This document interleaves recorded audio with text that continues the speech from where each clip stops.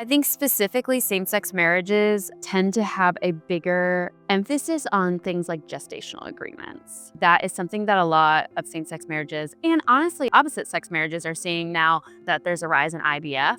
So there are more gestational agreements in opposite-sex marriages, but oftentimes if there are children of a divorce in the same-sex marriage, there is often a gestational agreement. So it's really important for people to understand what that is and to have a copy of it. And don't rely on your doctor to keep that copy.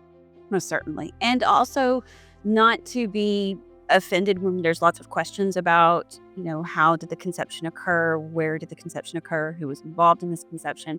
We have to ask sometimes some pretty invasive questions to get the details so that we know how best to move forward. Because that's the thing that is probably the biggest issue and the most different from same-sex couple divorces is when there's kiddos and how those kiddos came into this relationship and what's been done. If there was, an adoption done, if it was not, who's on the birth certificate, who's the biological parent, who's not.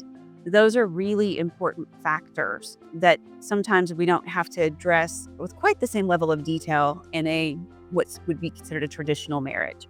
So please don't be offended that we have to ask these questions because we have to get this information so that we can make the best determination as to how to make sure that your rights are protected on both sides in regards to these kiddos.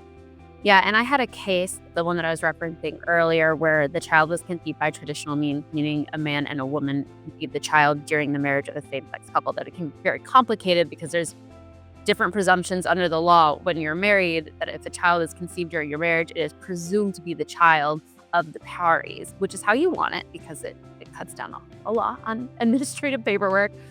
But then when it's a same-sex couple, obviously that there has to be intervention there to create the conception. And so that is extremely important for us to know if we need to bring in a biological father or a sperm donor into the case, and if we need to terminate those rights so that later on down the road, it does not become a problem for either of the parents. Because those rights would have to be terminated for the other parent to be able to adopt, to be able to have those same parental rights and the same rights as the other parent.